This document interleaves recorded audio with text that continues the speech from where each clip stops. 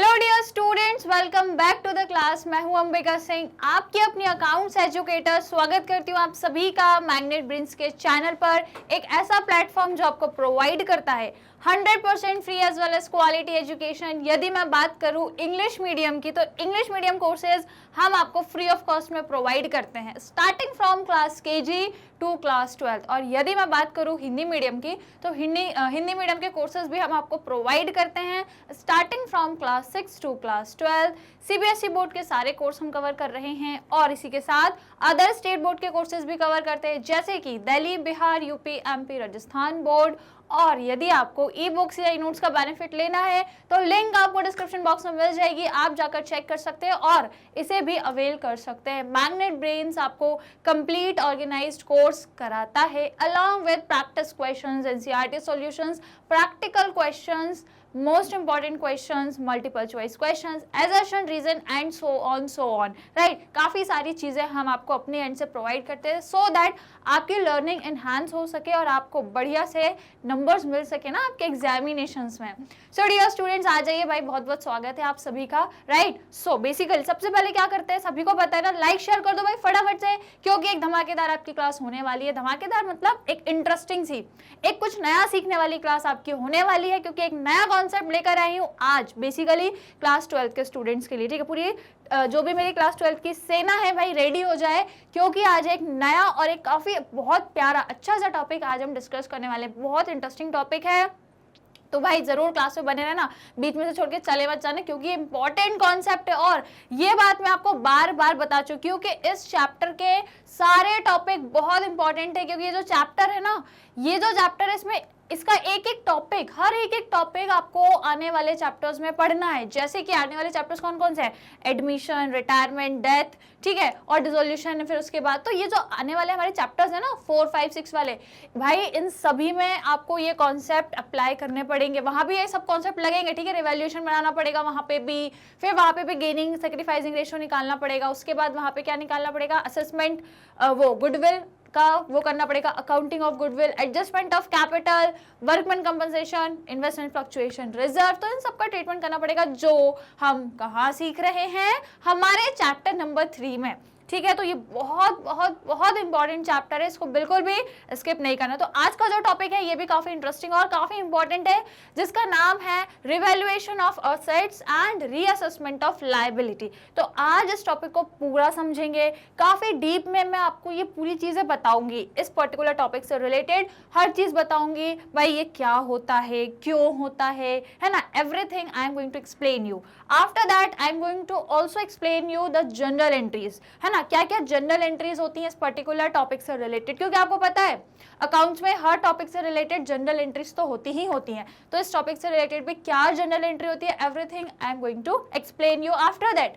उसके बाद मैं आपको इसका फॉर्मेट, राइट, उसका जो फॉर्मेट होता है, जिस तरीके से आपका ये अकाउंट बनता है, जिसको हम बोलते हैं रिवैल्यूएशन अकाउंट, उसका पूरा फॉर्मेट, उसका पूरा तरीका मैं आपको समझाऊंगी। तो बस जुड़े रहना, इंपॉर्टेंट क्लास है, कॉपी पेन लेके बैठो। भले आज हम क्वेश्चन नहीं, लेकिन जो हम टॉपिक समझ रहे हैं वो बहुत इंपॉर्टेंट है। नोट्स बना के लिख लेना, जो भी जरूरी चीजें, जो भी एडजस्टमेंट आपको जरूरी लगे लिख लेना, क्योंकि मैं सारी इंपॉर्टेंट ही चीज पढ़ाने वाली हूँ आज आपको। तो बस रेडी है, सभी ने लाइक शेयर कर दिया। So as you know chapter 3 चल रहा है, जिसका नाम है change in profit sharing ratio among the existing partners. बस इसमें ज्यादा टॉपिक्स बचे नहीं है, काफी सारे कवर हो गए, बस 2-3 टॉपिक्स हैं जो हम फटाफट से कवर कर लेंगे, फिर ये चैप्टर भी आपका कंप्लीट हो जाएगा, ठीक है। तो चलिए भाई आज का टॉपिक स्टार्ट कर लेते हैं। आई होप सभी ने लाइक शेयर कर ही दिया होगा, राइट। तो आ जाइए स्टूडेंट्स, क्या पढ़ने वाले हैं, revaluation of assets and reassessment of liability. ये क्या है, ये शब्द का मतलब क्या है, ये क्यों बन रहा है, इसका मतलब वो क्या है, इसका रोल क्या है, वो सब मैं आपको बताती हूँ। तो आ जाओ, क्या पढ़ेंगे, सबसे पहले देख लेते हैं इसका मीनिंग वगैरह वगैरह क्या लिखा है। सो assets are revalued and liabilities are reassessed when the profit sharing ratio changes and the gaining or loss arises, and the gain and or loss arises from it is transferred to the credit or debit of the partner's account in their old profit sharing ratio। क्या बोल रहा है ये, बहुत important चीज बोल रहा है। देखो मैंने आपको बताया ना कि जब भी ये चैप्टर ही क्या है, change in profit sharing ratio पर बेस्ड है कि पार्टनर्स के बीच प्रॉफिट का रेशो चेंज हो रहा है, पहले कुछ और था अब कुछ और हो रहा है ना, ओल्ड और न्यू, ये पूरा देख रहे हैं हम। तो जब भी पार्टनर्स के बीच प्रॉफिट शेयरिंग रेशो चेंज होता है ना, तो हम क्या बहुत सारी चीजें करते हैं। देखो, हम अकाउंटिंग ऑफ गुडविल करते हैं जो हमने सीख लिया, कोई general reserve, workman compensation reserve, investment fluctuation reserve, या डिफर्ड रेवेन्यू एक्सपेंडिचर, या कोई प्रॉफिट है, कोई लॉस है जो अभी तक डिस्ट्रीब्यूट नहीं हुआ, तो ये सारी चीजों का हम क्या करते हैं, कुछ ना कुछ ट्रीटमेंट करते हैं, कुछ एडजस्टमेंट करते हैं, ओल्ड रेशो में बांट देते हैं या न्यू रेशो में, गेनिंग या सेक्रीफाइस रेशो में जैसे कि गुडविल का एडजस्टमेंट करते हैं, है ना। तो ये सब सीख लिया है। तो वहीं अब दूसरी अगली जो चीज है जो सीखने लायक है वो है रीवैल्यूएशन ऑफ एसेट। मतलब कि भाई जो फर्म है उसके पास जितने भी असेट है और जितनी भी लाइबिलिटी, आपको पता है हर फर्म के पास असेट और लाइबिलिटी तो होती ही है ना। बैलेंस शीट बनाती है हर फर्म, बैलेंस शीट में असेट और लाइबिलिटी दिखाती है, आपको पता है। तो माय डियर स्टूडेंट्स, हम क्या करते हैं, जब प्रॉफिट शेयरिंग रेशो चेंज होता है ना, तो हम हमारी जो बैलेंस शीट है उसमें जो असेट है और जो लाइबिलिटी उनको दोबारा से चेक करते हैं। यदि आसान भाषा में बोलूं तो दोबारा से चेक करना कि क्या असेट उतने ही हैं जिस अमाउंट पे हमने बैलेंस शीट में लिखा है, क्या लाइबिलिटी उतनी ही है जितनी अमाउंट पे हमने बैलेंस शीट में लिखी है, या कम या ज्यादा तो नहीं हो गई, असेट कम ज्यादा तो नहीं हो गई। अब आप बोलोगे मैम असेट कम ज्यादा कैसे हो सकते हैं, भाई जितने कंपनी में है उतने ही लिखे होंगे, लेकिन कम ज्यादा कैसे होते हैं, उनकी वैल्यू में कम ज्यादा चीजें हो जाती है ना, वैल्यू कम ज्यादा इंक्रीज डिक्रीज होती है। जैसे मैंने बताया मशीन पर डेप्रिसिएशन लग जाता है ना, अब मान लो 1 लाख की मशीन है, भाई कितने की बची, अब 80,000 की बची, 20,000 का डेप्रिसिएशन लगे तो भाई वैल्यू कम हो गई ना। लेकिन आपने बैलेंस शीट में तो 1 लाख की लिख के रखा है, लेकिन रियलिटी में उसकी वैल्यू तो 80,000 है ना, वो जो 20,000 है वो तो डेप्रिसिएशन में चला गया। तो यही चीज देखने के लिए कि भाई असेट एक्चुअली में उतने ही है जितने आपने बैलेंस शीट में लिखे हैं, और क्या लाइबिलिटी एक्चुअली में उतनी है जितनी आपने बैलेंस शीट में लिखी है, या फिर कोई चेंजेस हो गए, कोई इंक्रीज हो गया है या कोई डिक्रीज हो गया है। तो ये सारी तमाम चीजें देखने के लिए हम क्या बनाते हैं, हमारा रीवैल्यूएशन अकाउंट। क्लियर, क्योंकि वैल्यू में परिवर्तन आ जाता है तो हम सोचते हैं कि यार अब कंटिन्यू नहीं रखते हैं, क्योंकि हो सकता है लाइबिलिटी बढ़ गई हो या कम हो गई हो, असेट बढ़ गए हो कम हो गए हो। तो ये सब चीजों के लिए हम दोबारा से एक अकाउंट बनाते हैं जहां हमें पता लग जाता है कि क्या चीजें बढ़ी हैं क्या घटी हैं। क्लियर, समझ गए। अभी ये थोड़ा सा नॉर्मल बताया, थोड़ा सा हम लोग इधर पढ़ लेते हैं टेक्निकली क्या लिखा है यहाँ पे। असेट को क्या करते हैं, रीवैल्यू करते हैं। ठीक है, जब असेट को रीवैल्यू, जब देखो असेट की दोबारा से जब वैल्यू देखनी होती है तो उसको रीवैल्यू बोलते हैं, ये टेक्निकल टर्म है। और जब लाइबिलिटी की दोबारा से वैल्यू देखनी होती है तो उसे रीअसेस्ड बोलते हैं या रीअसेसमेंट बोलते हैं। ठीक है, समझ रहे हो। असेट को दोबारा चेक कर रहे हैं तो वो रीवैल्यूएशन कहला रहा है, लाइबिलिटी को दोबारा कर रहे हैं तो वो रीअसेसमेंट कहला रहा है। बात बराबर है, बस अब भाई नाम अलग अलग है, क्या कर सकते हैं, राइट।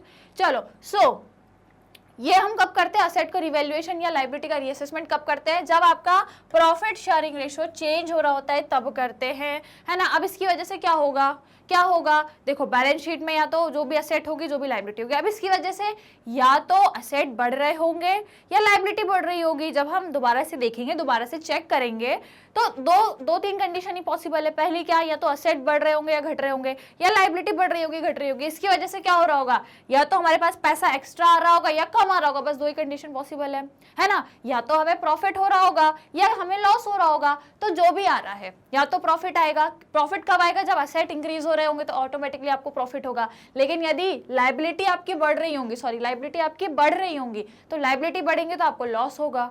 तो जो भी हो रहा है, प्रॉफिट है चाहे लॉस, जो भी है वो सब क्या होगा, वो सब ट्रांसफर होगा। किसके पास जाएगा, कौन लेगा, भाई पार्टनर ही तो लेंगे। फर्म की चर्चा चल रही है तो यदि प्रॉफिट है लॉस है जो भी है, कौन शेयर करेगा, भाई पार्टनर करेंगे, नो डाउट। ठीक है, तो कहाँ, अपने कैपिटल अकाउंट में करेंगे। यदि गेन होता है तो भाई क्रेडिट साइड पे ट्रांसफर हो जाएगा, है ना। यदि कोई प्रॉफिट हो रहा है, ये देखो, यदि कहीं प्रॉफिट हो रहा है तो भाई वो क्रेडिट साइड पे रिकॉर्ड होगा, और यदि कोई लॉस हो रहा है तो वो डेबिट साइड पे चला जाएगा। कहाँ जाएगा, पार्टनर्स के कैपिटल अकाउंट में। कोई दिक्कत, कोई समस्या।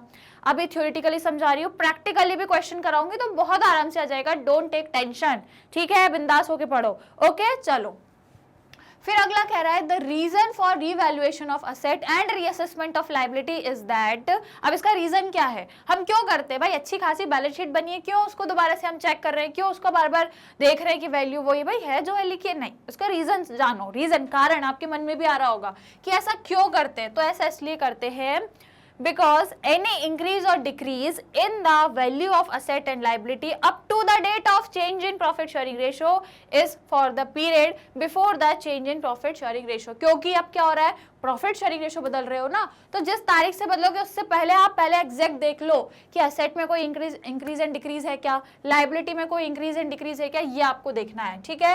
क्या कोई इंक्रीज है या क्या कोई डिक्रीज है आपके एसेट में, आपकी लायबिलिटी में, जिस तारीख तक आप अपना प्रॉफिट शेयरिंग रेशो चेंज कर रहे हो ना, आप आगे तो चेंज कर लोगे, लेकिन अभी जब आप सोच रहे हो कि चेंज करना, उससे पहले क्या कर लो, वैल्यू देख लो कि एसेट का इंक्रीज डिक्रीज तो नहीं हो रहा, लायबिलिटी का इंक्रीज डिक्रीज तो नहीं हो रही। यदि एसेट बढ़ रहे होंगे तो प्रॉफिट होगा, तो भाई जल्दी से सब पार्टनर क्या करेंगे, ओल्ड रेशो में बांट लेंगे, और यदि लायबिलिटी बढ़ रही होगी तो लॉस होगा, तो वो भी पार्टनर को ओल्ड रेशो में बांटना पड़ेगा। समझ गए, ठीक है। क्यों बांटना पड़ेगा, क्योंकि अब तो वो न्यू रेशो की तरफ जा रहे हैं ना, अब तो उनका न्यू रेशो बन जाएगा, इसलिए न्यू रेशो की तरफ जाने से पहले ही क्या कर लो, यदि आपको एसेट बढ़ रहे हैं, मैंने वही बताया ना, रिवैल्यूएशन करोगे तो यदि एसेट बढ़ रहे होंगे तो प्रॉफिट होगा, ऑब्वियसली बात है, तो भाई जल्दी से आप ओल्ड रेशो में बांट लो, फिर आप न्यू की तरफ चले जाना, न्यू रेशो में बांटना आगे से जो भी होगा, है ना। लेकिन अभी, और मान लो यदि लायबिलिटी बढ़ रही है तो लॉस होगा, तो लॉस भी अभी बांट लो पार्टनर्स ओल्ड रेशो में, फिर तो हमें न्यू रेशो की तरफ जानी है। तो न्यू रेशो पे जाने से पहले एसेट और लायबिलिटी का रिवैल्यूएशन करो, प्रॉफिट लॉस जो भी आए पहले पार्टनर्स में बांटो, ओल्ड रेशो में सब बट जाएगा, एक नई अच्छी बैलेंस शीट फिर से बन जाएगी ना, नई वैल्यू के साथ। यदि एसेट बढ़ेंगे तो भाई नई वैल्यू लिखनी पड़ेगी, ठीक है, तो फिर एक नई बैलेंस शीट बना दोगे, पुराना जो भी है प्रॉफिट लॉस जो भी ओल्ड रेशो में बांट दो, एक नई बैलेंस शीट बना दो, और फिर जाओ भाई न्यू प्रॉफिट रेशो को कंटिन्यू करो, जाओ, फिर कोई नहीं रोकेगा आपको, कोई मना नहीं करेगा, ठीक है। लेकिन न्यू रेशो पे जाने से पहले भाई ये सब चीजें करना पड़ता है। क्लियर, समझ गए, है ना। और भी जो हमारी प्रीवियस क्लासेस थी वहाँ हमने और भी बहुत सारे एडजस्टमेंट देखे थे, जैसे कि गुडविल का करना पड़ता है, कोई रिजर्व है तो उसका करना पड़ता है, डिफर्ड रेवेन्यू एक्सपेंडिचर है, कोई लॉस है, प्रॉफिट है, वैसे ही ये रिवैल्यूएशन भी करना पड़ता है, कोई इंक्रीज एंड डिक्रीज है, कोई प्रॉफिट एंड लॉस है तो पहले ओल्ड में बांटो फिर न्यू की तरफ जाना। क्लियर, आसान भाषा में समझा दिया, कोई दिक्कत कोई परेशानी, ठीक है। चलो, तो ये है इसका रीजन। फिर therefore it is shared by the partner in their old profit sharing ratio, तो जो भी प्रॉफिट आ रहा है, जो भी लॉस आ रहा है, पहले उसको ओल्ड रेशो में बांट दो, आपने काम से फुर्सत हो जाओ, ओल्ड रेशो का काम खत्म हो गया, आराम से फिर न्यू रेशो के साथ कंटिन्यू करो। क्लियर, ठीक है। चलो आ जाओ, अब आगे आ जाओ भाई, ये सब समझाना बहुत जरूरी है, ये नहीं समझ पाओगे तो फिर क्वेश्चन में कंफ्यूज हो जाओगे, क्वेश्चन में फिर दिक्कतें आएंगी, तो पहले ये बढ़िया से समझ लो, आराम से क्वेश्चन करेंगे, ठीक है। नाउ द पार्टनर में डिसाइड टू, अब दो टाइप के डिसीजन हो सकते हैं इस पर्टिकुलर, ये जो रिवैल्यूएशन जो कर रहे हैं ना एसेट और लायबिलिटी का, इसके अंदर दो टाइप के डिसीजन पॉसिबल है। कौन कौन से हैं वो दो टाइप के, सबसे पहला है रिकॉर्ड रिवाइज, रिवाइज मतलब चेंजेस, जो आप चेंज आ रहे हैं ना, किस में चेंज आ रहे हैं, आपके एसेट और लायबिलिटी की वैल्यू में कोई जो भी चेंज आ रहे हैं, भाई कुछ इंक्रीज हो रहा होगा, डिक्रीज, जो भी चेंज आ रहे हैं, वो चेंजेस आपको रिकॉर्ड करने हैं अपनी बुक्स ऑफ द अकाउंट्स में। फर्म की जो बुक्स ऑफ अकाउंट्स है, मतलब जो बैलेंस शीट है, प्रॉफिट एंड लॉस अकाउंट है, जो भी फर्म बना रही है, उन सब में आपको यदि लायबिलिटी और एसेट की वैल्यू में जो चेंज आ रहा है वो यदि आप रिकॉर्ड करना चाहते हो, तो ये पहली कंडीशन है कि पार्टनर चाहते हैं कि जो भी वैल्यू में चेंज आया है वो हम बैलेंस शीट में दिखाएंगे, ये पहली कंडीशन। दूसरी कंडीशन कह रही है वो रिकॉर्ड करना नहीं चाहते, जो भी चेंजेस आ रहे हैं उनके एसेट और लायबिलिटी में अपनी बुक्स ऑफ अकाउंट्स में उनको नहीं शो करना, ये दो कंडीशन है। अब इन दोनों को डीपली पढ़ाऊंगी क्योंकि इनके अंदर से आपके क्वेश्चंस फ्रेम होकर आते हैं, तो ये दोनों कॉन्सेप्ट पढ़ना बहुत इंपॉर्टेंट है। पॉइंट्स समझ आए दो, पहले बस ये बताओ पॉइंट समझ आए, फिर इसके अंदर का तो मैं आपको बता ही दूंगी। पहला पॉइंट कह रहा है कि पार्टनर चाहते हैं कि जो डिफरेंस आ रहा है एसेट और लायबिलिटी में उसको वो अपनी बैलेंस शीट में दिखाएं, है ना। आगे जो कंटिन्यू, भाई देखो फर्म तो अभी कंटिन्यू करेगी, तो आगे जो फर्म कंटिन्यू हो रही है उसमें वो चाहते हैं कि वो दिखाएं उस वैल्यू को। दूसरी कंडीशन कि वो नहीं चाहते कुछ भी दिखाना, वो फिर नई अपनी हिसाब से बैलेंस शीट बनाना चाहते, वो इंक्रीज और डिक्रीज या चेंज जो हुआ है एसेट और लायबिलिटी की वैल्यू में उसे शो नहीं करना चाहते। बस ये दो पॉइंट्स है, अब इसको डिटेल में समझो, आ जाओ।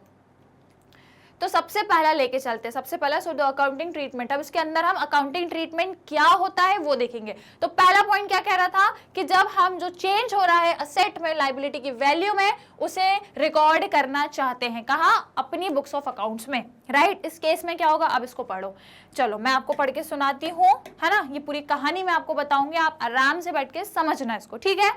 सो revaluation of asset and reassessment of liability are recorded in an account titled revaluation account या फिर profit and loss adjustment account। अब कंफ्यूज मत होना, जो फर्स्ट चैप्टर में प्रॉफिट एंड लॉस एप्रोप्रिएशन बनाया था वो अलग था, ये अलग है, ये प्रॉफिट एंड लॉस एडजस्टमेंट है। क्योंकि हम क्या कर रहे हैं, एडजस्टमेंट ही तो कर रहे हैं भाई, यही तो देख रहे हैं कि असेट की वैल्यू कम ज्यादा तो नहीं हो गई, लाइबिलिटी की वैल्यू कम ज्यादा तो नहीं होगी, तो ये एक एडजस्टमेंट चल रहा है। तो दोनों नाम से ये फेमस है, दोनों हैं, या तो रिवैल्यूएशन अकाउंट बोलो या profit and loss adjustment account बोल लो, ठीक है। जो भी बुक फॉलो कर रहे हो, जो भी नाम दिया होगा, बात एक ही है। हम लेकिन क्या फॉलो करके चलेंगे, हम रिवैल्यूएशन अकाउंट ही बोलेंगे, ज्यादातर यही बोला जाता है, क्योंकि है ना, इतना लंबा नाम कौन बोले, इससे अच्छा छोटा सा नाम है रिवैल्यूएशन अकाउंट। क्लियर, ठीक है। तो ये पॉइंट बोल क्या रहा है कि जो भी आपके चेंजेस आ रहे हैं असेट में और लाइबिलिटी में, वो कहाँ रिकॉर्ड होते हैं। आप पूछोगे ना मैम कहाँ रिकॉर्ड कहाँ करेंगे हम, जो भी चेंजेस आ रहे हैं तो उसको एक अकाउंट में रिकॉर्ड करते हैं जिसका नाम रिवैल्यूएशन अकाउंट है, जो हम पढ़ ही रहे हैं अभी, ठीक है, पहला पॉइंट। दूसरा सुन लो क्या कह रहा है, increase in the value of asset and decrease in the amount of liability are credited to this account। क्या बोल रहा है ये, what is this saying, ये बोल रहा है कि यदि आपके asset increase होते हैं, asset increase होते हैं और यदि आपकी लाइबिलिटी डिक्रीज होती है, तो आप क्या करोगे, इस अकाउंट के क्रेडिट साइड रिकॉर्ड करोगे। अभी मैं इसका फॉर्मेट भी बताऊंगी, ठीक है। ये जो रिवैल्यूएशन अकाउंट है ना, इसका पूरा फॉर्मेट बताऊंगी, वहां भी बताऊंगी कि क्या इंक्रीज डिक्रीज डेबिट में होता है, क्या increase decrease credit side record होता है, एवरीथिंग पूरा अभी फॉर्मेट भी बताऊंगी, अभी जस्ट बताने वाली हूँ, ठीक है। तो बेसिकली पहली चीज हमने क्या देखी कि यदि आपके जो असेट है, आपके जो असेट है यदि वो इंक्रीज हो रहे हैं, होता है ना कई बार, जैसे मान लो आपके पास कोई बिल्डिंग है, कोई प्रॉपर्टी है, तो प्रॉपर्टी के रेट तो हमेशा बढ़ते हैं। मान लो मेरे पास एक प्रॉपर्टी थी, कोई एक लैंड बिल्डिंग मेरे पास था, वो मैंने लिया था, मान लो 2 करोड़ रुपए का लिया था, ठीक है, 2 करोड़ रुपीस का वो था। अब मेरी बैलेंस शीट में तो वो 2 करोड़ पे ही लिखा है, परंतु अभी वो बैलेंस शीट के 1 साल हो गए, 1 साल पहले की बैलेंस शीट है, 1 साल हो गया, और हर साल आपको पता है प्रॉपर्टी के रेट हमेशा हाई, हमेशा बढ़ते ही रहते हैं। तो भाई मैंने देखा यार मेरी प्रॉपर्टी जो मैंने ली थी, अब उसमें तो और पैसा जो है वो बढ़ गया, उसके रेट और बढ़ गए। तो भाई मेरे तो 2 करोड़ में ही लिखी है, लेकिन उसके रेट मार्केट में तो भाई और समझ लो 3 करोड़ हो गए, है ना, मार्केट में मान लो 3 करोड़ हो गया उसका रेट। तो अब भाई मेरे जो असेट है वो तो कम दिख रहे हैं ना, वो तो 2 करोड़ के ही दिख रहे हैं, और मार्केट में तो 3 करोड़ है उसकी वैल्यू। तो मैं क्या करूंगी, उसका वापस से रीवैल्यूएशन करूंगी और उसको जो 2 करोड़ वैल्यू उसमें जो इंक्रीज आ गया 1 करोड़ का, उसको वहां पे दिखाऊंगी। ओके, तो 1 करोड़ का मुझे क्या हो जाएगा, प्रॉफिट। प्रॉफिट मतलब एक तरीके से फायदा ही होगा ना कि यार मेरी वैल्यू जो थी लैंड एंड बिल्डिंग की वो क्या हो गई, इंक्रीज हो गई। समझ गए, यही फंडा है बस, ठीक है।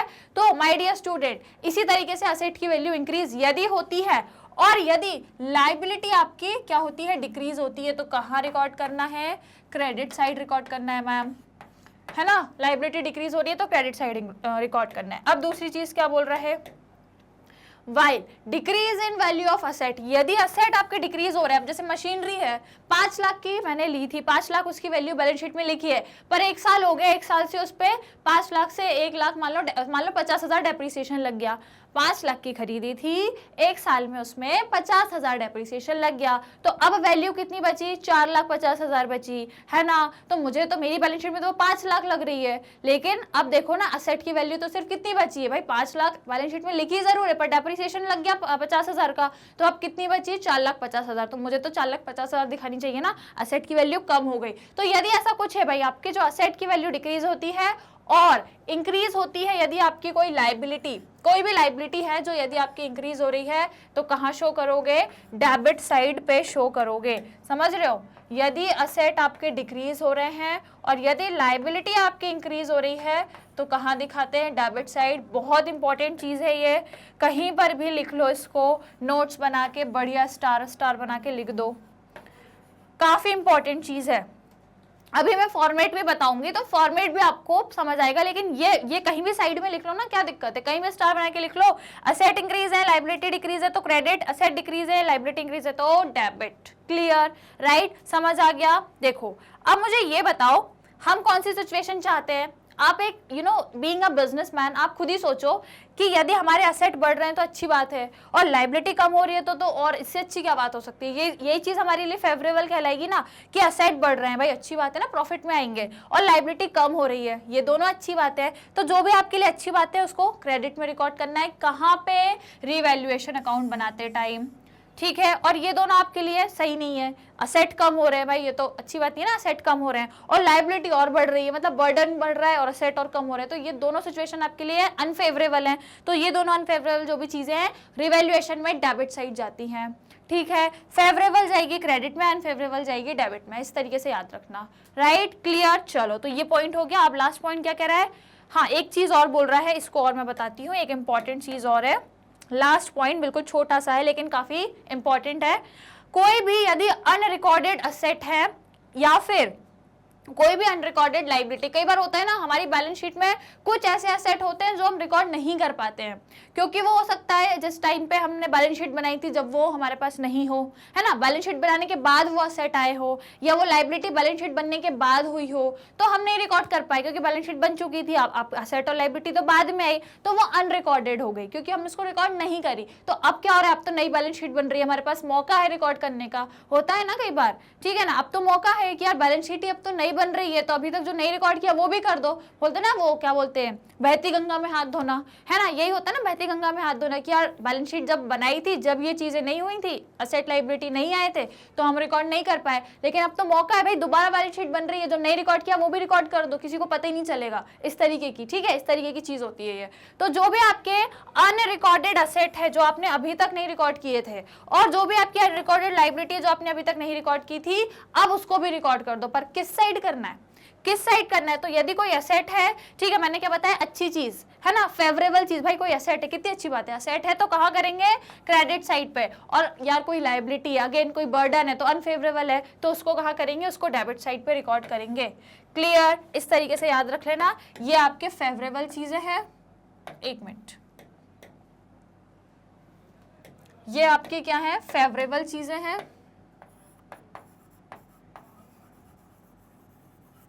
फेवरेबल, और ये सब अनफेवरेबल, ठीक है,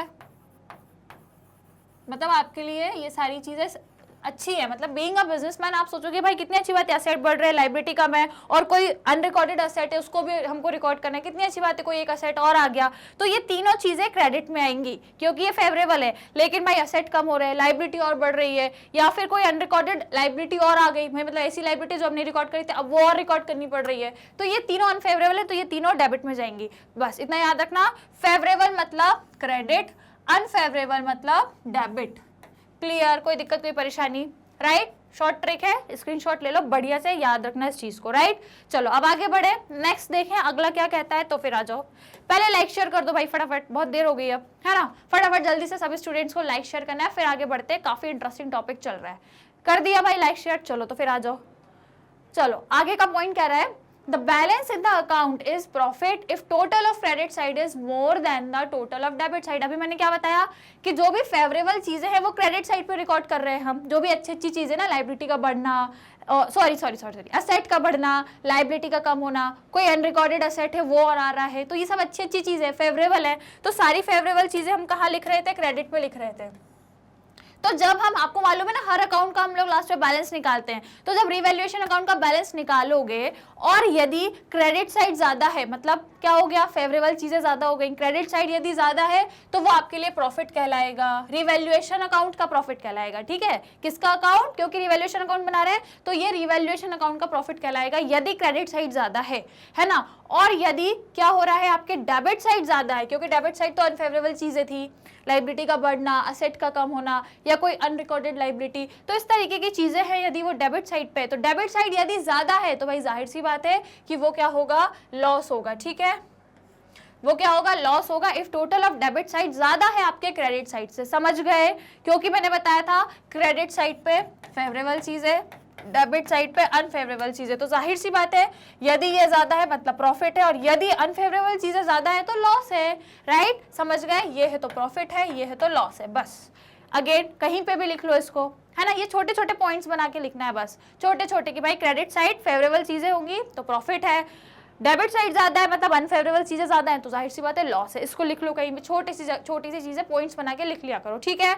अब देखो क्या कह रहा है, प्रॉफिट और loss so determined is credited और डेबिटेड टू पार्टनर्स कैपिटल या फिर current account in their old profit sharing ratio. अब जाहिर सी बात है यार कि यदि कोई प्रॉफिट आ रहा है और यदि कोई लॉस आ रहा है तो भाई इसको कंपनी क्या करेगी, कंपनी या जो फर्म है वो तो रख के नहीं रखेगी, जाहिर सी बात है जो भी प्रॉफिट है लॉस है कहाँ बांटना है, पार्टनर्स को बांटना है, दे दो भाई पार्टनर्स को, बांट दो उन बेचारों को, है ना। यदि प्रॉफिट है, मान लो यदि प्रॉफिट कमाया है ना, इसमें यदि क्रेडिट साइड ज्यादा है और यदि आपने प्रॉफिट आया है तो क्या कर दो, पार्टनर्स के क्रेडिट साइड पे डिस्ट्रीब्यूट कर दो, पार्टनर्स के कैपिटल या करेंट अकाउंट जो भी बना रहे हो उसमें क्या कर दो, पार्टनर्स के कैपिटल अकाउंट में क्रेडिट साइड पे क्या दे दो, प्रॉफिट दे दो। और यदि लॉस है तो फिर कहाँ दे दो, डेबिट साइड पे दे दो, उनको डिस्ट्रीब्यूट कर दो। जो भी है दोनों चीजें डिस्ट्रीब्यूट करनी है। प्रॉफिट है तो क्रेडिट साइड पे डिस्ट्रीब्यूट करो, लॉस है तो क्रेडिट साइड पे डिस्ट्रीब्यूट करो। किस रेशो में करना है भाई, जाहिर सी बात है ये सारी पुरानी बातें ना, पुरानी चीजें हैं ये सब, ओल्ड चीजें हैं ये सारी। तो कहाँ किस रेशो में जाएंगी, ओल्ड रेशो में जाएंगी। क्लियर, कोई दिक्कत कोई परेशानी, आगे बढ़े अब। राइट, समझ में आ गया, काफी इजी कॉन्सेप्ट है। राइट, चलो अब आ जाओ आगे। चलिए तो अब जनरल एंट्री देख लें कि इसकी एंट्री कैसे करनी है। ओके, तो आ जाइए अब हम एंट्रीज देख लेते हैं। चलो, तो एंट्री की यदि मैं बात करूं तो एंट्री क्या कह रहा है, for increase in the value of an asset. यदि आपके कोई असेट इंक्रीज हो रहा है, कोई भी असेट है, बिल्डिंग है, प्लांट है, मशीनरी है, कोई भी असेट यदि इंक्रीज हो रहे हैं तो उसकी एंट्री कैसे होगी। एंट्री कैसे होगी, क्योंकि मैंने बताया है असेट का इंक्रीज होना अच्छी बात है, फेवरेबल है। असेट का इंक्रीज होना फेवरेबल है, और फेवरेबल चीजें क्रेडिट में जाती हैं, किसके, रिवैल्यूएशन के क्रेडिट में, इसलिए रिवैल्यूएशन को क्रेडिट में करेंगे। राइट, समझ गए ना, मैंने यही बताया था ना, असेट इंक्रीज हो रहा है। देखो ये क्या लिखा है, असेट इंक्रीज है मतलब फेवरेबल चीज है, और फेवरेबल चीज क्रेडिट में जाती है कहाँ, रिवैल्यूएशन में, है ना। रिवैल्यूएशन RA मतलब रिवैल्यूएशन अकाउंट में फेवरेबल चीजें क्रेडिट साइड जाती है, तो रिवैल्यूएशन अकाउंट में क्रेडिट साइड जा रही है तो रिवैल्यूएशन आपका क्रेडिट साइड पे जाएगा। फिर डेबिट पे क्या जाएगा, जो भी असेट आपका इंक्रीज हो रहा होगा, बिल्डिंग, प्लांट, मशीनरी, जो भी असेट है, जो भी इंक्रीज हो रहा है, लिख देना असेट अकाउंट मतलब बिल्डिंग अकाउंट, मशीनरी अकाउंट, जो भी है, debit to revaluation account. Revaluation को क्रेडिट हमने क्यों किया, क्योंकि असेट का इंक्रीज होना रिवैल्यूएशन में क्रेडिट साइड पे रिकॉर्ड होता है, इसलिए हमने रिवैल्यूएशन को क्रेडिट पे लिखा है। इस तरीके से एंट्री याद रखना। दूसरी एंट्री कह रही है for decrease in the value of asset. Asset decrease हो रहे हैं भाई, अनफेवरेबल चीज है, डेबिट में जाती है, कहाँ पे, रिवैल्यूएशन अकाउंट में, इसलिए रिवैल्यूएशन को डेबिट पे लिखो। राइट, क्योंकि असेट का डिक्रीज होना अनफेवरेबल है, डेबिट साइड पे लिखना होता है, और डेबिट साइड कहाँ पे, रिवैल्यूएशन अकाउंट के, इसलिए रिवैल्यूएशन अकाउंट को डेबिट कर दो टू कहाँ पर, असेट अकाउंट। जो भी आपके इंडिविजुअल असेट है, जो भी असेट है जो डिक्रीज हो रहा है, जैसे कि बिल्डिंग की वैल्यू डिक्रीज है, मशीन की वैल्यू डिक्रीज है, स्टॉक की वैल्यू डिक्रीज है, जो भी है उसका नाम लिख के लिख दोगे, दूसरी एंट्री। तीसरी कह रही है आपसे for increase in the amount of liability बढ़ रही है, भाई अगेन अनफेवरेबल कंडीशन है, डेबिट साइड में जाएगी रिवैल्यूएशन अकाउंट के, तो रिवैल्यूएशन अकाउंट को डेबिट में लिखो। क्यों डेबिट में लिख रहे हैं, क्योंकि रिवैल्यूएशन अकाउंट के डेबिट में ही जाती है अनफेवरेबल चीज, और अनफेवरेबल चीज क्या है कि आपकी लायबिलिटी इंक्रीज हो रही है। राइट, तो लाइबिलिटी इंक्रीज है, रिवैल्यूएशन में डेबिट साइड जाती है, तो रिवैल्यूएशन को डेबिट कर दिया टू जो भी लाइबिलिटी है आपकी, जो भी क्रेडिटर्स बढ़ गए, कोई आउटस्टैंडिंग एक्सपेंस, व्हाटएवर, जो भी लाइबिलिटी है वो उसका नाम यहाँ पे लिखना है। तीसरी एंट्री होगी। अब चौथी देखो, decrease in the amount of liability. ठीक है, अब आपकी लाइबिलिटी कम हो गई, लाइबिलिटी का कम होना मतलब फेवरेबल, अच्छी चीज है ये तो भाई, अच्छी बात है, फेवरेबल चीज है, क्रेडिट साइड में जाती है रिवैल्यूएशन अकाउंट के, तो रिवैल्यूएशन को क्रेडिट साइड पे लिखेंगे। जो भी लाइबिलिटी आपकी क्या हो रही होगी, कम हो रही होगी, उसका नाम लिखेंगे टू रिवैल्यूएशन। रिवैल्यूएशन को क्रेडिट में क्यों किया, क्योंकि फेवरेबल चीज रिवैल्यूएशन के क्रेडिट साइड पे ही जाती है। Clear, right. इस तरीके से यदि आप ये जनरल एंट्री याद रखोगे तो कभी कंफ्यूज नहीं होगा। आई कैन अंडरस्टैंड, ये काफी कंफ्यूज करती है, क्योंकि कहीं रिवैल्यूएशन डेबिट में, कहीं क्रेडिट में, ऐसे तो कंफ्यूज हो जाते हैं, लेकिन कंफ्यूज मत होना। बस ये याद रखना, फेवरेबल है तो क्रेडिट में जाता है रिवैल्यूएशन के, कोई चीज अनफेवरेबल है तो डेबिट में जाती है रिवैल्यूएशन के। तो बस इस तरीके से चीजें आपको सॉर्ट आउट हो जाएंगी। राइट, अब लास्ट एंट्री, लास्ट नहीं है, इसके बाद और भी है। फिफ्थ एंट्री कह रही है for recording an unrecorded asset. कोई अनरिकॉर्डेड असेट था जो अब आया है, तो मतलब अच्छी बात है ना, असेट आया है, फेवरेबल चीज है, क्रेडिट साइड पे जाती है रिवैल्यूएशन अकाउंट के, तो बस रिवैल्यूएशन को क्रेडिट पे लिखा, जो भी अनरिकॉर्डेड असेट था उसको डेबिट में लिख दिया। क्लियर, कोई दिक्कत कोई परेशानी। कितने हो गई टोटल, 5 एंट्रीज हो गई। राइट, टोटल कितनी हो गई, 5 हो गई। चलो अब अगली एंट्री देखते हैं। आई होप ये क्लियर हो गई होगी। इफ यू वांट आप चलो इसका स्क्रीनशॉट ले लो, अगर लेना है तो। स्क्रीनशॉट क्यों बोल रही हूँ, क्योंकि एंट्री तो दी है मैंने, एंट्री तो है, इसके साथ में मैंने आपको शॉर्ट ट्रिक भी बताई है उसको याद रखने की, तो ये शॉर्ट ट्रिक है, काफी इंपॉर्टेंट है। राइट, तो ले लिया स्क्रीनशॉट। चलो तो फिर आ जाते हैं नेक्स्ट वाली एंट्रीज पे। नंबर 6 वाली एंट्री कह रही है for recording and unrecorded liability. कोई अनरिकॉर्डेड लाइबिलिटी, अगेन कोई बर्डन है, मतलब अनफेवरेबल चीज है भाई, डेबिट साइड में जाएगी रिवैल्यूएशन अकाउंट के, तो रिवैल्यूएशन को डेबिट कर दो, जो भी अनरिकॉर्डेड लाइबिलिटी है उसको क्रेडिट कर दो। क्लियर, कोई दिक्कत कोई परेशानी। ये हो गई 5 एंट्री। लास्ट एंट्री कह रही है for transfer of balance in the revaluation account. अब कुछ बैलेंस तो आया ही होगा, या तो रिवैल्यूएशन में प्रॉफिट आया होगा या लॉस आया होगा, तो जो भी आया है ना, जो भी आया है, सपोज यहाँ पे आपकी पहली एंट्री है किसकी, गेन मतलब प्रॉफिट यदि हुआ है, देखो टोटल ऑफ क्रेडिट। और कब होता है प्रॉफिट? जब क्रेडिट साइड ज्यादा होता है तो प्रॉफिट होता है, क्योंकि क्रेडिट में हम सारी फेवरेबल चीजें लिखते हैं, है ना, क्रेडिट साइड सारी फेवरेबल चीजें लिखते हैं, तो फेवरेबल चीजों का ज्यादा होना मतलब प्रॉफिट आना, सिंपल सी बात है। तो यदि आपका क्रेडिट साइड ज्यादा है तो प्रॉफिट होगा, और वही उल्टी तरफ यदि ऑन द अदर हैंड यदि हम देखें तो यदि डेबिट साइड ज्यादा है और डेबिट साइड में सारी अनफेवरेबल चीजें लिखते हैं, तो यदि अनफेवरेबल चीजें ज्यादा होंगी तो क्या होगा सॉरी तो क्या होगा, तो हमें लॉस होगा, राइट। तो हम क्या हो जाएगा, डेबिट साइड यदि ज्यादा है तो लॉस होगा। क्लियर? अब इसकी एंट्री देखो अब इसकी एंट्री क्या हो जाएगी, देखिए इसकी एंट्री होगी यदि आपको ये क्या है, देखो यदि आपका क्या है, लॉस है, वो सॉरी गेन है। पहला केस यदि आपका गेन है तो मैंने क्या बताया, गेन हुआ है आपको, तो गेन की एंट्री क्या होगी, individually in the old ratio. चलो ये तो आपको ओल्ड रेशो में बताया है। यदि आपको गेन हुआ है तो क्या करते हैं भाई, revaluation account debited to partners capital account. और यदि आपको लॉस है तो क्या करोगे, पार्टनर्स के capital account to revaluation account. Clear? समझ गए? अब इसको मैम याद कैसे रखें, इसको याद कैसे रखें, तो याद ऐसे रखोगे कि देखो क्रेडिट साइड ज्यादा है मतलब गेन है, ठीक है, क्रेडिट साइड ज्यादा है मतलब गेन है, तो गेन है तो पार्टनर को किस साइड दे दो, क्रेडिट साइड पे दे दो, है ना। देखो क्रेडिट साइड का है ना, क्रेडिट साइड पे है, क्योंकि क्रेडिट साइड ज्यादा है, तो क्रेडिट साइड ज्यादा है तो पार्टनर्स को भी कहाँ रखो, क्रेडिट साइड ज्यादा रखो। यहाँ पे डेबिट साइड ज्यादा है ना, देखो डेबिट साइड ज्यादा है तभी तो लॉस आया हमें, तो यदि डेबिट साइड ज्यादा है तो पार्टनर को भी डेबिट साइड पे ही रखो, राइट। इस तरीके से याद रखना है, इसको ट्रिक बता दी मैंने।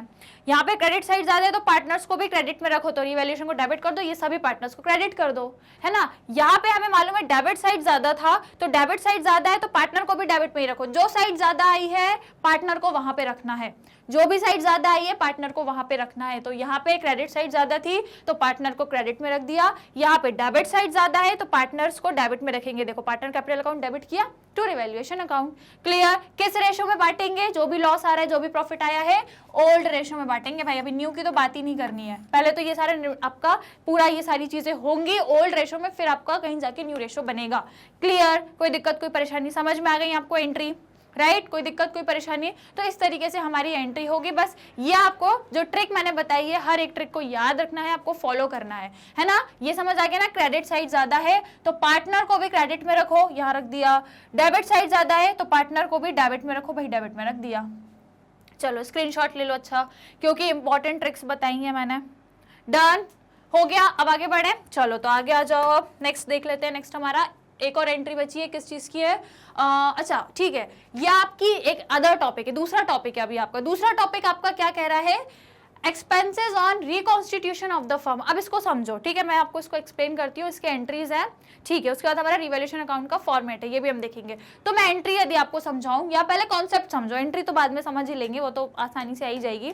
कॉन्सेप्ट क्या है आपका, expenses on reconstitution of the firm. अब जब आप फर्म का रिकॉन्स्टिट्यूशन कर रहे हो, ओल्ड रेशो से न्यू रेशो में आना मतलब रिकॉन्स्टिट्यूशन करना, कोई चेंज कर रहे हो अपनी पार्टनरशिप डीड में, तो जब भी हम रिकॉन्स्टिट्यूशन करते हैं ना, तो फर्म का कुछ ना कुछ खर्चा जरूर होता है।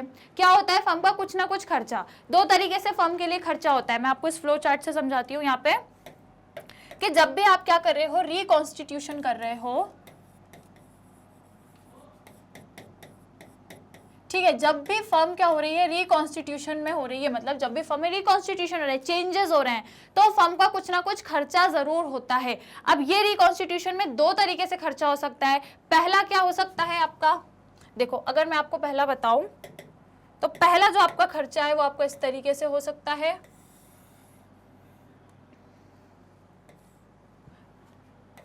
पहला जो खर्चा होगा वो आपका हो सकता है रेम्यूनरेशन के कारण,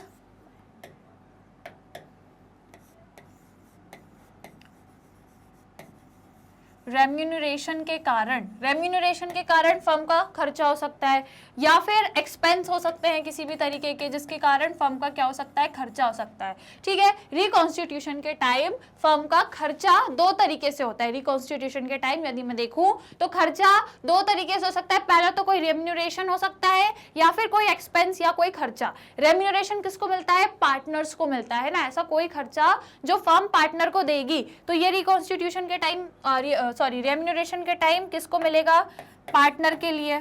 मतलब समझ रहे हो, एक मिनट में बताती हूँ। देखो पार्टनर्स क्या हो गया, पार्टनर, रुको, हाँ, तो इसका क्या मतलब हो गया कि जब भी आप क्या कर रहे हो, रेम्यूनरेशन कर पार्टनर का सॉरी फर्म का रिकॉन्स्टिट्यूशन कर रहे हो, तो रिकॉन्स्टिट्यूशन के टाइम फर्म के लिए दो खर्चे हो सकते हैं। क्या हो सकते हैं? फर्म के लिए दो खर्चे हो सकते हैं। पहला, या तो उसको रेम्यूनरेशन देना है, किसको? पार्टनर को देना है। कौन देगा? कौन देगा भाई ये रेम्यूनरेशन? फर्म देगी। कौन देगा भाई? फर्म देगी ना, फर्म ही तो देगी पार्टनर्स को रेम्यूनरेशन, मतलब सैलरी, कमीशन, जो भी देना है। फर्म के लिए तो खर्चा है भाई, पार्टनर को कोई सैलरी देना है, कोई कमीशन देना है, या जो भी चीजें हैं, यदि फर्म को देना है रेम्यूनरेशन पार्टनर को, ठीक है, ये रेम्यूनरेशन है जो पार्टनर को देना है, तो फर्म देगी। फर्म के लिए खर्चा हो गया पहला केस। दूसरा केस है आपका एक्सपेंस। क्या है? एक्सपेंस। अब एक्सपेंस की यदि मैं बात करूँ ना, तो इसमें थोड़ी सी कैटेगरी आ जाती है आपकी। कैटेगरी क्या हो जाती है? इसमें 3 कैटेगरी हो जाती है। तो देखो हम इसको थोड़ा सा डिस्कस करते हैं। यदि मैं इसकी बात करूं यहाँ पे, तो इसके अंदर हमारी आ जाएंगी 3 बढ़िया सी कैटेगरीज। ठीक है, 3 कैटेगरीज हमारी किस टाइप से आ जाती है? सबसे पहला एक्सपेंस, मतलब खर्चा। रिकॉन्स्टिट्यूशन के टाइम कोई भी खर्चा हो रहा है, तो सबसे पहली कैटेगरी की वो खर्चा किसका है? फर्म का है। खर्चा किसका है भाई? फर्म का है। मतलब फर्म उसको क्या कर रही है? बॉर्न कर रही है ना, बॉर्न बाय फर्म। भाई ये जो खर्चा है वो किसका है? फर्म का खर्चा है। ठीक है, या मैं इसको यहाँ पे शॉर्ट में यदि बताऊं तो इस तरीके से लिख सकते हैं कि किसका है? वो फर्म का खर्चा है। तो दूसरा केस, अच्छा इसी के अंदर समझो पहले, यदि वो जो एक्सपेंस है वो फर्म का है, लेकिन इसको पे कौन करेगा? फर्म का खर्चा है, और जो पे करेगा वो भी फर्म ही करेगा। खर्चा फर्म का है, पे भी कौन करेगा? फर्म करेगा। पहली कंडीशन, या फिर पहला जो केस है किसके अंदर का? एक्सपेंस के अंदर का, कि आपके फर्म का खर्चा है और कौन पे कर रहा है? आपका फर्म ही पे कर रहा है। दूसरी कंडीशन कहती है खर्चा पार्टनर का है। खर्चा किसका है? पार्टनर का है, लेकिन इसको पे कौन कर रहा है? फर्म पे कर रही है। ये दूसरी कंडीशन हो गई। तीसरी कंडीशन हो सकती है कि आपका जो खर्चा है वो आपके पार्टनर का है, और इसको पे भी कौन कर रहा है? आपका पार्टनर ही पे कर रहा है। ये 3 कंडीशन हो सकती है किसमें? रिकॉन्स्टिट्यूशन के टाइम जो एक्सपेंस होते हैं, है ना, रिकॉन्स्टिट्यूशन के टाइम जो आपके एक्सपेंस होते हैं उसकी ये 2 कंडीशंस होती हैं। सबसे पहला क्या? या तो फर्म को रेम्यूनरेशन देना है, तो भाई रेम्यूनरेशन पार्टनर को देगा, और पार्टनर को मिलेगा। कौन देगी भाई? फर्म देगी, और कोई नहीं देगा। भाई पार्टनर खुद अपने आप को तो रेम्यूनरेशन देगा नहीं, है ना, कि खुद ही अपने आप को रेम्यूनरेशन, खुद ही अपने आप को सैलरी दे रहा होगा पार्टनर, नहीं। तो जाहिर सी बात है कि यदि रेम्यूनरेशन है पार्टनर को मिलना है तो फर्म देगी। कौन देगी? सिर्फ और सिर्फ फर्म देगी। पहला केस। दूसरा केस, यदि कोई खर्चे हैं, तो खर्चे के 3 केसेस होते हैं। पहला केस, खर्चा फर्म का है और फर्म ही पे करेगी। किसका है? फर्म का है और फर्म ही पे करेगी, पहला। दूसरा, यहाँ पे अगर मैं बोलूँ तो खर्चा पार्टनर का है और पार्टनर ही पे करेगा। ठीक है, पार्टनर का है और पार्टनर ही पे करेगा। लेकिन जो ये बीच की कंडीशन है ये कहती है खर्चा पार्टनर का है लेकिन पे फर्म करेगी। ये थोड़ा सा हटके केस हो गया। कई बार होता है ना, पार्टनर्स के पास कैश अवेलेबल नहीं है, या जो भी कंडीशन है जिसकी वजह से खर्चा तो भैया पार्टनर का था, लेकिन किसको पे करना पड़ा? किसको पे करना पड़ा? देखो यहाँ पे फर्म पे करेगी, फर्म का खर्चा, यहाँ पे पार्टनर का खर्चा फर्म पे कर रही है, और यहाँ पे पार्टनर का खर्चा पार्टनर ही पे कर रहा है। ये 3 आपकी कंडीशंस है। कोई दिक्कत, कोई परेशानी? ठीक है, किसके अंदर की कंडीशन है? आपके एक्सपेंस के अंदर की कंडीशंस है। और यहाँ पे हम क्या दे रहे हैं? रेम्यूनरेशन जो पार्टनर को मिलेगा, और सिर्फ कौन देगा? फर्म ही देगा। क्लियर? कोई दिक्कत, कोई परेशानी? ये कैटेगरी है आपके रिकॉन्स्टिट्यूशन के टाइम। यदि कोई खर्चा है, कोई एक्सपेंस है, तो इस तरीके से होगा। फ्लो चार्ट के थ्रू मैंने आपको जो उसका थ्योरेटिकल जो भी चीजें थी, जो कॉन्सेप्टुअल चीजें थी, वो सारी मैंने आपको एक्सप्लेन करी। अब आप फटाफट से इसका स्क्रीनशॉट ले लो, फिर हम आगे अपनी चर्चा को बढ़ाएंगे। चलो डन, ले लिया। आगे बात करें आप, तो आ जाओ फिर आगे बात करते हैं। अब इसकी जनरल एंट्री का क्या करना है ना, वही है टॉपिक, एक्सपेंस और रिकॉन्स्टिट्यूशन। तो जनरल एंट्री का क्या करना है? यदि रेम्यूनरेशन है जो पे करना है ना, when remuneration is paid to partner, वही मैंने बताया पहला केस, रेम्यूनरेशन है पार्टनर को फर्म पे कर रही है, तो इस कंडीशन में क्या करेंगे? रेवोल्यूशन अकाउंट को डेबिट करेंगे टू जो भी पार्टनर को देना है उसको दे देंगे। पहली एंट्री हो गई। नरेशन में लिख देंगे क्या? रेम्यूनरेशन हमने दिया है उस पार्टनर के कैपिटल अकाउंट में, पहली एंट्री। अब आ जाओ दूसरी एंट्री पे। अब क्या है? In case expense that were to be borne by the partner but are paid by the firm. क्या हो गया? ये दूसरा केस जो मैंने आपको पढ़ाया था, अब भी पढ़ाया क्या, कि जो खर्चे हैं, जो एक्सपेंस हैं, वो किसके हैं भाई? पार्टनर के हैं। पार्टनर के हैं, वो बोर्न बाय पार्टनर है, लेकिन पेड बाय फर्म है। पे किसने की है? पे फर्म ने की है। समझ रहे हो आप? कंफ्यूज मत होना। बॉर्न बाय पार्टनर मतलब पार्टनर के खर्चे हैं, वो हमें भी पता है। पेड बाय फर्म, लेकिन पे कौन कर रहा है भाई, पे तो फर्म कर रही है ना, खर्चे पार्टनर के परंतु पे फर्म कर रहा है। इस केस में जो एंट्री होती है वो कैसी होती है, जो भी कंसर्न पार्टनर है जिसका खर्चा था उसको डेबिट करेंगे टू कैश या बैंक अकाउंट में, क्योंकि आपने पे करा तो भैया तो कैश गया, या बैंक से पे किया तो बैंक गया, तो जो भी है उसको आप यहाँ पे एंटर कर दोगे, पहला या दूसरी एंट्री हो गई। इसका नरेशन आप लिख दोगे, एक्सपेंस जो थे वो बॉर्न किसने, मतलब बॉर्न बाय द पार्टनर लेकिन paid by the firm, right. जो कंडीशन मैंने यहाँ पे बताई थी कौन सी, ये वाली, born bye the partner but paid by the firm. Clear, कोई दिक्कत कोई परेशानी, ठीक है। अब यहाँ आ जाओ, थर्ड वाला कह रहा है when expenses are incurred and paid by the firm. ये सिंपल कंडीशन है कि भाई जो एक्सपेंसेस है वो किसके हैं, फर्म के ही हैं और उसी ने ही पे किए हैं, है ना, फर्म के ही खर्चे फर्म ही पे कर रहे हैं। तो क्या करेंगे आप, रिवैल्यूएशन अकाउंट टू कैश या बैंक, क्योंकि कैश में या बैंक में हमने एक्सपेंस को पे किया है, कहाँ पे, रिवैल्यूएशन में किया है, तो रिवैल्यूएशन को कर देंगे डेबिट और इसको क्या कर देंगे क्रेडिट। तो जो नरेशन है वो क्या हो जाएगा, एक्सपेंसेस थे रिकॉन्स्टिट्यूशन के टाइम किसके, फर्म के थे, ठीक है।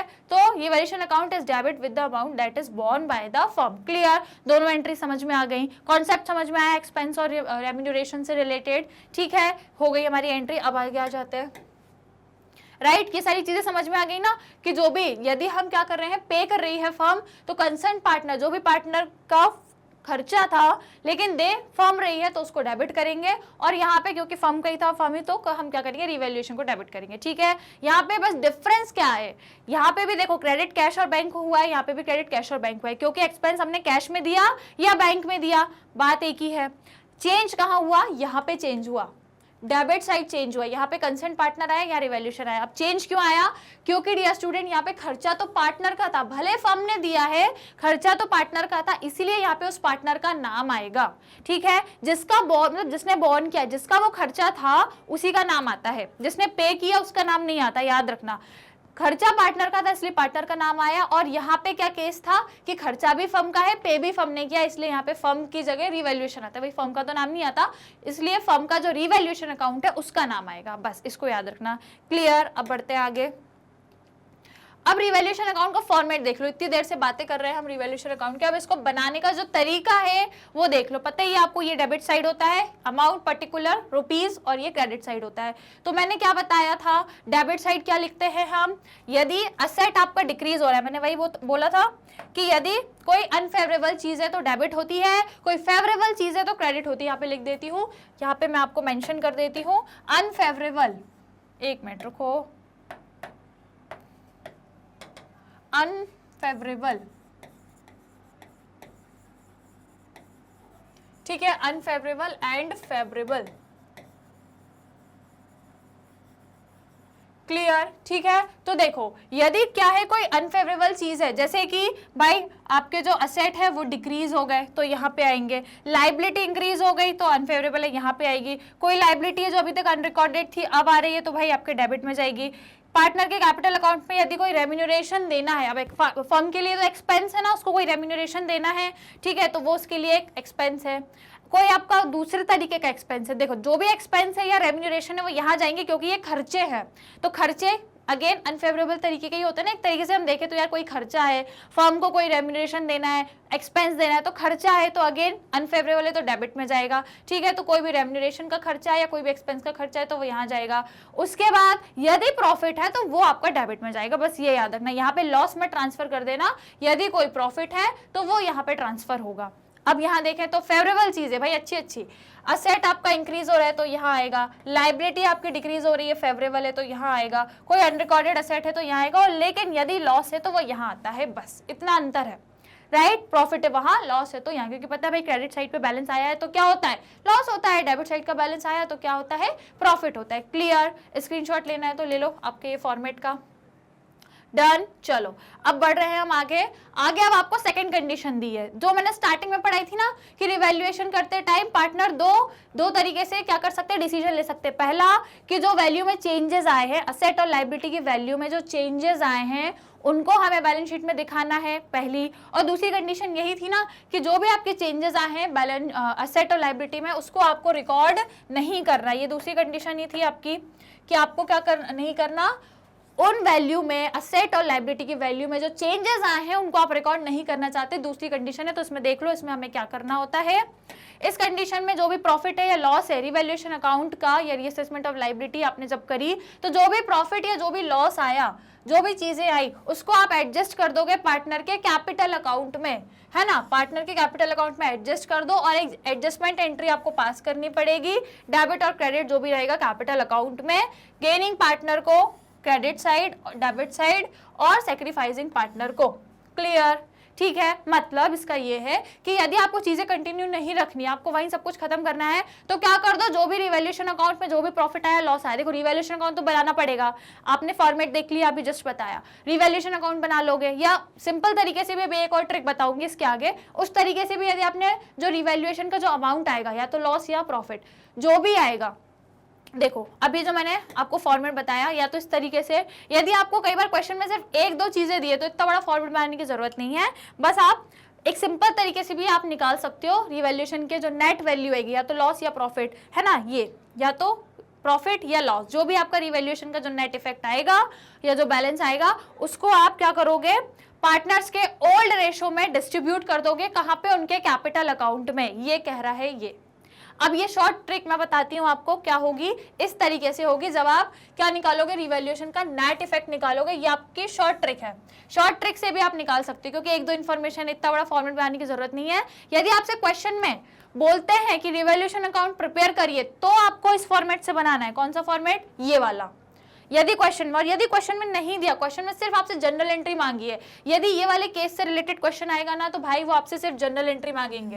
क्या मांगेंगे, सिर्फ जनरल एंट्री। देखो लिखा है ना पास, सिर्फ हमको क्या करना होता है, एक एंट्री करनी होती है बस। तो अब एक एंट्री के लिए इतना बड़ा अकाउंट बनाने की जरूरत नहीं होती है वहां, क्योंकि एक एंट्री है तो भाई 2-3 नंबर का ही सवाल आएगा आपका। तो जब एक एंट्री आपको पास करनी है, इतना बड़ा रिवैल्यूएशन अकाउंट मत बनाओ, फिर शॉर्ट में हम रिवैल्यूएशन का जो प्रॉफिट या लॉस होगा उसको हम शॉर्ट में कैलकुलेट करेंगे। तो वो शॉर्ट में कैसे करेंगे, वो शॉर्ट में ऐसे करेंगे कि सबसे पहले आपको, यदि आपके असेट इंक्रीज हो रहे हैं ना, असेट यदि बढ़ रहे हैं, तो सबसे पहले उसकी वैल्यू लिखो कि मान लो 5 लाख के असेट थे, वो 6 लाख के हो गए, तो जो डिफरेंस आया 5 के 6 लाख में हो गए, मतलब 1 लाख का डिफरेंस आया, 1 लाख से बढ़ गए, तो यहाँ पे 1 लाख लिखो। ठीक है, क्या लिखो, 1 लाख, क्योंकि पहले कितने के थे, 5 के थे, अब 6 लाख के हो गए। ठीक है, तो डिफरेंस लिखना है हमको, जो भी डिफरेंस आया, जो भी इंक्रीज हुआ है, जो भी वैल्यू इंक्रीज हुई है वो लिख दी, जैसे कि 1 लाख। फिर उसके बाद यदि आपके कोई लायबिलिटी है जो डिक्रीज हो रही है, तो कितने से डिक्रीज हो रही है, जैसे मान लो कि अगेन, जैसे कि फॉर एग्जाम्पल यहाँ पे दूं, तो पहले आपकी जो लायबिलिटी थी वो 5,000 की थी, अब वो 3,000 की हो गई, तो डिफरेंस आया कितना, 2,000 का, तो वो यहाँ पे लिख दो, 2,000 यहाँ पे लिख दो। ठीक है, उसको ऐड करेंगे, क्योंकि मैंने बताया यहाँ पे कि लायबिलिटी यदि डिक्रीज हो रही है। अब यहाँ पे अगेन एक ट्रिक बताऊंगी मैं आपको। देखो लायबिलिटी का डिक्रीज होना आपके लिए अच्छा होता है ना। देखो लायबिलिटी का डिक्रीज होना अच्छा होता है और असेट का इंक्रीज होना अच्छा होता है। ये सिचुएशन क्या है, फेवरेबल है। तो फेवरेबल यदि कंडीशन है तो क्या कर दो, ऐड कर दो।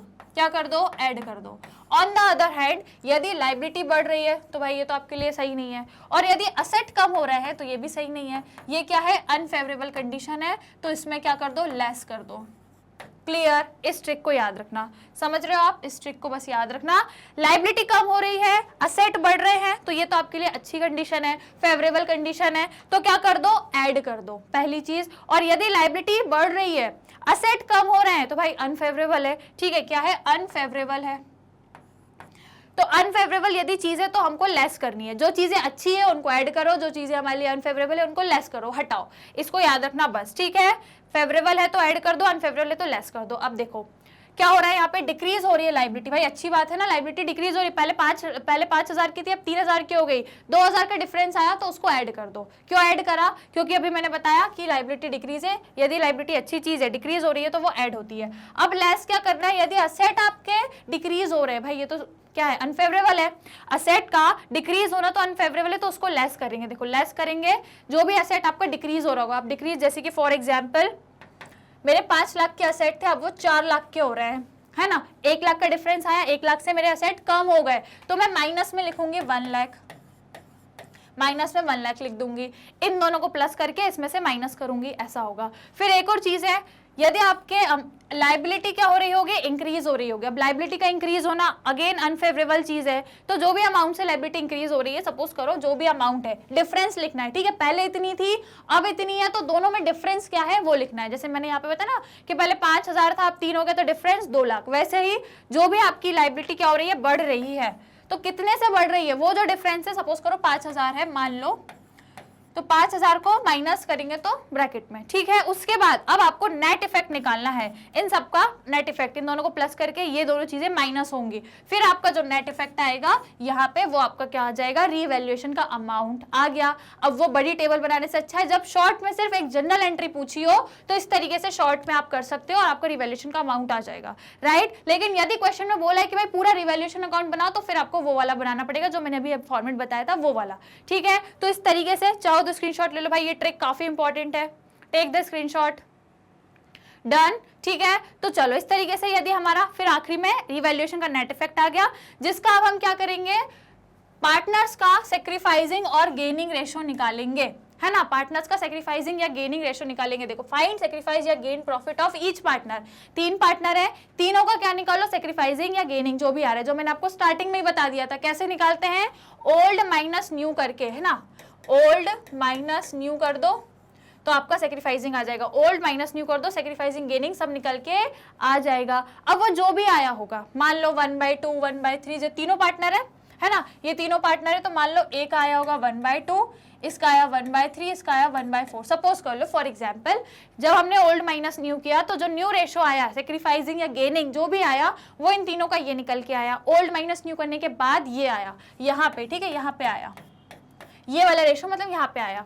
तब आप क्या करेंगे, अगली चीज करेंगे, calculate proportionate amount of net effect of the revaluation. मतलब अब जो आपका रिवैल्यूएशन का अमाउंट आया था ना, कौन सा वाला, वेट, ये वाला, यहाँ पे जो अमाउंट आया था ना, यहाँ पे ये वाला जो अमाउंट आया था, जैसे मान लो यहाँ पे सब कुछ करने के बाद मान लो आपका 2 लाख आया था, ठीक है, सपोज करो यहाँ पे सब कुछ करने के बाद 2 लाख आया था, तो अब उस 2 लाख का, ठीक है, मैंने क्या बताया 2 लाख आया था, अब उस 2 लाख का आप क्या करोगे, इन तीनों पार्टनर्स का शेयर में डिस्ट्रीब्यूट कर दोगे इस 2 लाख को, इस पर्टिकुलर 2 लाख। ये आपका क्या है, ये है आपका नेट इफेक्ट ऑफ रिवैल्यूएशन, जो मैंने बताया 2 लाख आया, इस 2 लाख में इन तीनों को इस पर्टिकुलर रेशो में इस 2 लाख को डिवाइड कर दो। डिवाइड कर दिया आपने डिवाइड कर दिया, राइट। कैसे किया, जो भी गेनिंग पार्टनर था उसका गेनिंग प्रॉफिट जो भी था उसमें इनटू ये कर दो, या फिर सेक्रीफाइसिंग रेशो इनटू, मतलब सिंपल बात, जैसे ये है तो मैंने क्या बताया, जैसे पहले का 1/2 आया तो ऐसे पहले का कर दो, दूसरे का सेम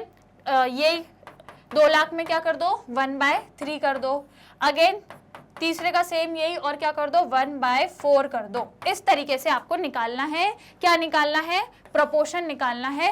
नेट जो आपका नेट इफेक्ट आया रिवैल्यूएशन में, उसमें से तीनों पार्टनर्स का प्रोपोर्शन निकालना है, जो भी इनका यहाँ पे न्यू रेशो, मतलब जो सेक्रीफाइसिंग और गेनिंग रेशो आएगा, उस रेशो में इसको आपको डिवाइड करना है। क्लियर। अब अगली चीज क्या करेंगे, अगली चीज फिर हमें क्या करनी है, जनरल एंट्री। अब मैंने क्या बोला था कि यदि ऐसा हो रहा है कि पार्टनर्स उसको क्या करना नहीं चाहते, कंटिन्यू नहीं करना चाहते, जो भी वैल्यू आई थी उसको अपने बुक्स ऑफ अकाउंट में शो नहीं करना चाहते, तो सिर्फ एक जनरल एंट्री पास करते हैं, तो ये है वो जनरल एंट्री। लेकिन इसको करने से पहले क्या करना पड़ेगा, ये पूरी जो मैंने आपको स्टेप्स बताई ना, ये सारी स्टेप्स करनी पड़ेगी, फिर आपकी जाके जनरल एंट्री होगी। तो कैसे होती है, यदि प्रॉफिट है रिवैल्यूएशन का, यदि प्रॉफिट में आंसर आया तो क्या कर दो, जो गेनिंग पार्टनर है उसको डेबिट कर दो, सेक्रीफाइसिंग को क्रेडिट कर दो, यही करते हैं। लेकिन यदि लॉस है, रिवैल्यूएशन में जो हमने निकाला था, मैंने 2 लाख निकाला था, वो तो प्रॉफिट का था, मान लो वो माइनस का 2 लाख आता तो मतलब वो लॉस था।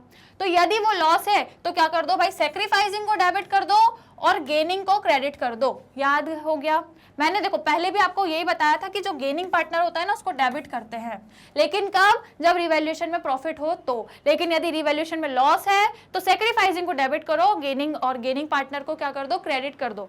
अपोजिट कंडीशन है, दोनों क्या है, अपोजिट कंडीशंस है, समझ रहे हो, अपोजिट है, ये तो आपको मालूम ही है, मैंने आपको बहुत अच्छे से बताई थी। गेनिंग पार्टनर को डेबिट, सेक्रीफाइसिंग को क्रेडिट। यदि रिवैल्यूएशन में प्रॉफिट है, जैसे कि 2 लाख आया था, तो ये कंडीशन फॉलो होगी। लेकिन मान लो लॉस आया है, मान लो 50,000 का लॉस आया है, मान लो क्या हुआ है, 50,000 का लॉस आया है, तो यदि लॉस है तो कंडीशन उल्टी, जो आपकी एंट्री है वो उल्टी हो जाएगी, सेक्रीफाइसिंग पार्टनर डेबिट होगा और गेनिंग पार्टनर क्रेडिट होगा, बस ये है एंट्री जो आप कब करोगे, जब आप अपने रिवैल्यूएशन में जो डिफरेंस आया है लायबिलिटी और असेट में उसे अपने बुक्स ऑफ अकाउंट्स में नहीं दिखाना चाहते तो ये एंट्री होगी। परंतु ये एंट्री करने के लिए आपको सबसे पहले ये चीज निकालनी पड़ेगी, नेट इफेक्ट ऑफ रिवैल्यूएशन, जिसका मैंने तरीका बताया।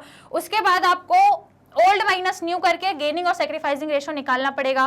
गेनिंग सैक्रिफाइसिंग आ गया, फिर जो आपका यहाँ पे रिवैल्यूएशन में जो भी प्रॉफिट था, लॉस था, जो भी था, उसको क्या करो, इनके इस पर्टिकुलर गेनिंग जो हमने यहाँ पे तीनों के जो न्यू रेशो बनाए थे, इस रेशो में उस प्रॉफिट को, कौन सा प्रॉफिट यहाँ पे जो निकाला था, ये प्रॉफिट या ये लॉस जो नेट इफेक्ट था रिवैल्यूएशन का, उसको डिवाइड कर दो।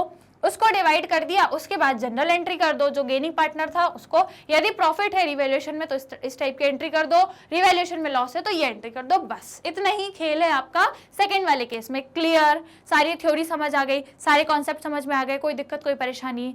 अब ये सब कुछ हमने कॉन्सेप्ट समझ लिया, अब क्या करेंगे माय डियर स्टूडेंट, अगली क्लास में मिलेंगे। अगली क्लास बहुत इंपॉर्टेंट होगी क्योंकि ये जो समझाया है इससे रिलेटेड क्वेश्चन कराऊंगी, सवाल जवाब कराऊंगी, ठीक है? तो क्वेश्चन में आ जाना, कॉपी पेन लेके आना और इसको जो आज पूरा मैंने पढ़ाया है इसको एक बार रिवाइज करके आना, बिना रिवाइज के मत आना, कंफ्यूज हो जाओगे, ठीक है? आज मैंने रिवैल्यूएशन अकाउंट से रिलेटेड बहुत सारी इंपॉर्टेंट चीजें बताई है, इसको एक बार घर पे ही हो, जब भी टाइम मिले, रात में, सुबह, एनी टाइम, जब भी आपको समय मिले एक बार रिवाइज जरूर करना। जो इंपॉर्टेंट पॉइंट्स लिखवा है उनको एक बार रिवाइज करना और जो ट्रिक्स बताई है वो जरूर उसको लिखना और याद कर लेना, तो आपको चीजें इजी हो जाएंगी सॉल्व करने में, ठीक है स्टूडेंट्स? तो आज की क्लास को यहीं पे हम लोग समाप्त करते हैं। अगली क्लास में मिलेंगे सेम यही टाइम पर, यही इसी प्लेटफॉर्म में, और कॉपी पेन लेके आना, एक्सरसाइज के क्वेश्चंस कराऊंगी, रिवैल्यूएशन अकाउंट बनाना सिखाऊंगी बहुत मजेदार तरीके से, राइट? वही ट्रिक्स यूज करके जो अभी मैंने आपको पढ़ाई है, सारी ट्रिक्स यूज करेंगे तो बहुत आसानी से आपको रिवैल्यूएशन अकाउंट बनाना आ जाएगा। ओके डियर स्टूडेंट्स, तो चलिए अगली क्लास में मिलेंगे। और एक बात और, मैग्नेट ब्रेन्स पर ही मिलेंगे, ठीक है? यही इसी टाइम पर आना है, इसी प्लेटफॉर्म पर आना है, जो आपको प्रोवाइड करता है 100% free as well as quality education. यदि आप इंग्लिश मीडियम के स्टूडेंट्स हैं तो हम आपको क्लास केजी से लेकर क्लास 12 तक के सारे कोर्सेज फ्री ऑफ कॉस्ट में प्रोवाइड करते हैं, और यदि आप हिंदी मीडियम के स्टूडेंट्स हैं तो हम आपको 6th से लेके क्लास 12 तक के सारे कोर्स फ्री ऑफ कॉस्ट पे प्रोवाइड करते हैं। सीबीएसई बोर्ड के कोर्स मिल जाएंगे, अदर स्टेट बोर्ड को भी हम कवर करते हैं, जो कि मैंने आपको मेंशन करके रखे हैं, जैसे कि Delhi, Bihar, UP, MP, Rajasthan board, वैदिक मैथ, स्पोकन इंग्लिश के कोर्सेज मिल जाएंगे। ई बुक शेयरिंग नोट्स का बेनिफिट लेना है तो लिंक डिस्क्रिप्शन बॉक्स में मिल जाएगी।